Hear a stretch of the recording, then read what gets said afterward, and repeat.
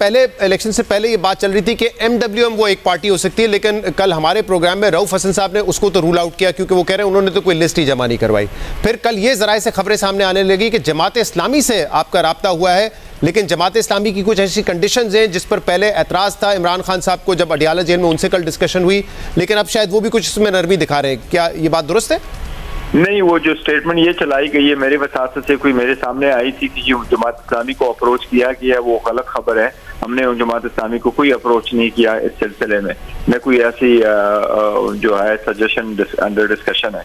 अच्छा, जमात इस्लामी यानी नहीं है, तो फिर एक पार्टी बचती है पाकिस्तान मुस्लिम लीग ज़िया एजाजुल हक साहब की पार्टी, उनसे राब्ता? नहीं, देखे ये जरूरी नहीं है कि उस पार्टी हो जो पार्टी पार्लियामान में ऑलरेडी रिप्रेजेंटेड हो। किसी भी पॉलिटिकल पार्टी को आप ज्वाइन करके कर सकते हैं, ये एक लीगल डिबेट है। लेकिन इन एनी केस इसके सिलसिले में इंशाल्लाह मैक्सिमम 2 दिन में फैसला हो जाएगा। सही। और वो PTI वाला ऑप्शन खत्म हो गया, पहले आप लोग पूरी उम्मीद थे, लेकिन जो ECB का फैसला आया सलमान अकरम राजा साहब की पिटीशन पे, उसमें तो वो दरवाजा तो बंद हो गया और इतना वक्त भी नहीं है कि शायद आप इसको चैलेंज करके सुपीरियर कोर्ट से तब्दील करवा लें। नहीं, वो तो ये एक बात है, लेकिन अभी जब सारा कुछ इतना प्रोसेस कंप्लीट हो गया और आपने ज्वाइन करना है, नोटिफिकेशन आने के बाद फिर देखेंगे कि किसी और पार्टी को जाएंगे बजाय इसके कि हम ये कह दें कि हमारे अपने पार्टी में हम वापस आ जाए। बिकॉज हम कोई ऐसा स्टेप नहीं लेना चाहते जिसको ये डिस्प्यूट बना करके हमारी सीटों को इफेक्ट कर सके। तो हम वही रूट लेना चाह रहे हैं जो बिल्कुल सेफेस्ट हो। सेफेस्ट चाहिए कि किसी और पार्टी में शामिल हो जाए। ये बिल्कुल सही फरमा रहे हैं आप। सही। और ये बताइएगा कि हुकूमत साजी के हवाले से आपका ये बयान सामने आया है कि हम हुकूमत बनाएंगे, लेकिन आपके नंबर्स जो आपके इंडिपेंडेंट है वो 93 थे, अब एक कम हो गया तो 92 रह गए। कैसे आप अपने तौर पे हुकूमत बना सकते हैं, क्योंकि आप ये भी कह रहे हैं हम किसी पार्टी से इत्तेहाद नहीं करेंगे? जी बिल्कुल, आप सही फरमा रहे हैं, किसी के साथ इत्तेहाद हम नहीं करने जा रहे, लेकिन ये भी है कि हमारे पास जो डेटा मौजूद है और हम तो सिर्फ ये कह रहे हैं कि जो लोग वोट पोल हुए हैं और उस वोट से जो वजह हुआ है फॉर्म 45, उस फॉर्म 45 प्रिजाइडिंग अफसरान साहबान लेकर के RO के पास जाते हैं, RO वहां से उसको फॉर्म में कन्वर्ट करके बनाता है फॉर्म 47 और वही रिजल्ट कहलाते हैं। हमारा मुतालिबा यही है कि आप वही रिजल्ट डिक्लेयर करो, आवाम के मैंडेट का एहतराम करो, और वही रिजल्ट अगर डिक्लेयर हो जाता है तो हमारे पास सिंपल मेजॉरिटी मौजूद है। हमारे पास अगर 70+ सीट्स हैं और उसके बेस पे हमें रिजर्व सीटें भी मिलेगी तो then we have the majority. और अभी तो असेंबली कन्वीन होने में पहले दिन के लिए तो तकरीबन 3 हफ्ते बाकी है। तो इस प्रोसेस को कंप्लीट किया जाए, जल्द से जल्द किया जाए। मैक्सिमम तो 70 सीट का डिस्प्यूट है, 70 सीट का डिस्प्यूट है। वो सर्टन पोलिंग स्टेशन है जिस पे हेराफेरी करके इनको उठाया जाता है, वही फॉर्म रख के उस पर फैसला कर ले। इलेक्शन कमीशन से हमारी इस्तदा है कि ये जल्द से जल्द करे। यही रीजन है शहजाद साहब की सुप्रीम कोर्ट जिस वक्त RO का केस आया था तब तक और RO के वक्त में कहा था कि काइंडली ROs और DROs को आप जुडिशरी से ले बजाय इसके कि वो एग्जीक्यूटिव का हिस्सा और अंडर प्रेशर आके कुछ भी करे। कुछ फॉर्म 45 हम देख रहे हैं कि सोशल मीडिया पे भी सर्कुलेट कर रहे हैं और वो टैली नहीं करते फॉर्म 47 से। ये बात तो आपकी दुरुस्त है, लेकिन आपका जो क्लेम है वो 70 सीटों का है, बल्कि 70 नहीं तकरीबन 80 सीटों का। आप कह रहे हैं हमारी 170 बननी चाहिए। इतना बड़ा क्लेम किस बुनियाद पे कर रहे हैं आप? देखिए, मैं बुनियाद पे करें को कुछ तो ऐसे हैं जो ऑलरेडी डिक्लेयर सीट है। कल मैंने उसके फैक्ट एंड फिगर अपने प्रेस कॉन्फ्रेंस में दिए। 3 इस्लामाबाद की उठा ले, 4 सिंध के हैं और बाकी पंजाब के। ये तो एग्जैक्टली ऐसे थे कि वो डिटरमिन्ड हो चुके थे। वो ये तो इंटायर रिजल्ट नतीजा जो है वो कंपाइल हो चुका था।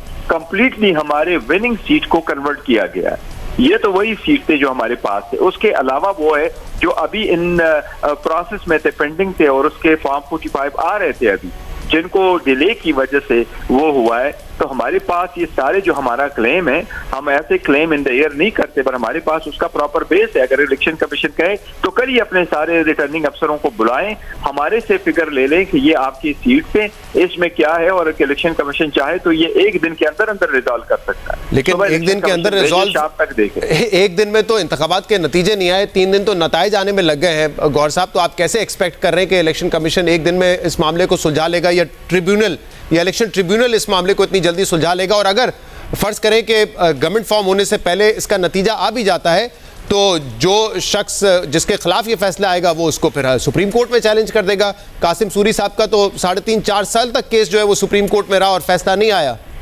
हाँ, देखिए, डिस्प्यूटेड क्वेश्चंस ऑफ फैक्ट अगर हो और अगर आप समरी नहीं डिसाइड कर सकते तो वो जाते हैं ट्राइब्यूनल जी, इससे पहले रिकाउंटिंग है जी, वो उसके रिकाउंटिंग। लेकिन नहीं, वो 45 डेज के बाद आपने रिटर्न नोटिफिकेशन होता है उसमें बनता है। लेकिन ये जो प्रोसेस है इसमें इतना कुछ नहीं है, ये तो सिर्फ और सिर्फ इलेक्शन कमीशन ने पहले भी ऐसा किया। अगर आज के दिन में कल इलेक्शन कमीशन बुला लेता है रिटर्निंग अफसर, अगर इलेक्शन कमीशन के पास ये विल है करने का और इरादा रखते हैं और ये चाहते हैं कि हम अपनी ये आखिरी जिम्मेदारी आईनी तरीके से निभा सके, तो वो कल ही बुला ले उन रिटर्निंग अफसरान साहिबान को और उनको कहे आप फलाना पोलिंग स्टेशन के फार्म को आप रखें, इनको टैली कर ले, बताएं जी कौन जीता हुआ। अब आपने बड़ी अहम बात खुद ही कर दी है कि अगर विल है, अब ये वो इलेक्शन कमीशन है जिस पर आप एतमाद का इजहार नहीं करते, ये वो इलेक्शन कमीशन है जिसने इलेक्शन के दिन टेलीकम्युनिकेशन सर्विसेज बंद कर दी जिस पर आपने तनकीद की, ये वो इलेक्शन कमीशन है जिसने नताइज बर वक्त नहीं दिए, आप लोग इस पर तनकीद करते रहे।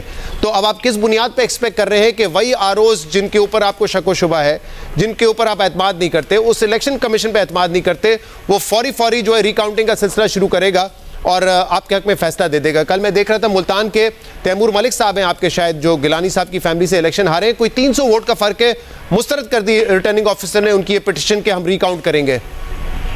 जी बिल्कुल आप सही फरमा रहे हैं, ये वही है, लेकिन हम उसके बावजूद भी उन पर ट्रस्ट करें। लेकिन कैसे उन पर ट्रस्ट करें? ये सिलेक्शन कमीशन ने, चाहे वो फॉरेन फंडिंग का हो, चाहे तोशाखाना का कंप्लेन हो, चाहे वो कंटेम्प्ट का मैटर जेल जाना हो, चाहे वो बेट का केस हो, चाहे वो हमारे इलेक्शन का मसला हो, ये सब इलेक्शन कमीशन ने एक तरफा तौर पर हमारे से खिलाफ फैसले कर लिए। लेकिन हम फिर भी बिलीव करते हैं कि इलेक्शन कमीशन इतनी बड़ी जिम्मेदारी के साथ बैठा है, क्या इनको अभी भी दीवार पे नजर लिखा नहीं आया कि अवाम ने क्या जवाब दिया इनको?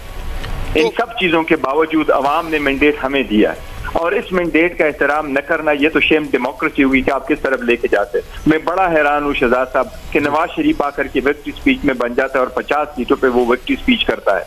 यही वो डील का नतीजा है, वो जो कह रहा था कि मेरे पास डील हुई है, मेरी बात हुई है, 125 सीटें मिलेगी, 4 टाइम वज़ीर आज़म बनूंगा, अवाम ने वो सब कुछ रिजेक्ट कर दिया। कोई प्रिंसिपल होते, असूल होते डेमोक्रेसी के भी, पार्लियामान के भी, कुछ सियासत के भी, और ये ना होता कि मैं कुर्सी ले लूं, बाय ऑल मीन्स ले लूं, तो मियां साहब ऐलान कर चुके थे होते उस दिन। लेकिन वो फिर मिसाल देते ना कि 2018 में पंजाब में सबसे बड़ी पार्टी जो है 2018 में नून लीग थी, लेकिन आपने आजाद उम्मीदवारों को मिलाया और उनको हक नहीं दिया, आपने खुद हुकूमत बना ली। वो कह रहे हैं एक दफा हम फेवर कर चुके हैं 2013 में, हम भी JUIF के साथ हुकूमत बना लेते हैं, हमने फेवर किया, पीपल्स PTI का ये मैंडेट तस्लीम किया कि वो लार्जेस्ट पार्टी है, तो अब अगर उनको मौका मिला है तो वो भी करेंगे फिर यही काम। नहीं देखिए, उनकी और हमारी जो मार्जिन था वो बिल्कुल क्लोज था, और जिस वक्त इंडिपेंडेंट हमारे पास ज्वाइन कर लिए थे, तो जिस पार्टी की फेडरेशन में हुकूमत बनती है, ज्यादातर जो इंडिपेंडेंट होते वो उन्हीं के साथ जाते हैं। लेकिन हमारे पास जितने भी इंडिपेंडेंट आए थे उनमें कोई एक भी ऐसा नहीं था जिसको किसी पॉलिटिकल पार्टी का सपोर्ट हासिल था। PML इन कभी ये नहीं कह सकती कि इनका सपोर्टेड कैंडिडेट हमने लिया है, कोई भी ऐसा कैंडिडेट हमारे पास नहीं आता। तो ये तो एक अलग बात है। इस वक्त तो हमारे कैंडिडेटों को ये अप्रोच करें, जिस तरह अभी कह रहे हैं कि हम उनको मिला करके करेंगे, तो ये नहीं, हमने कभी किसी का वो नहीं।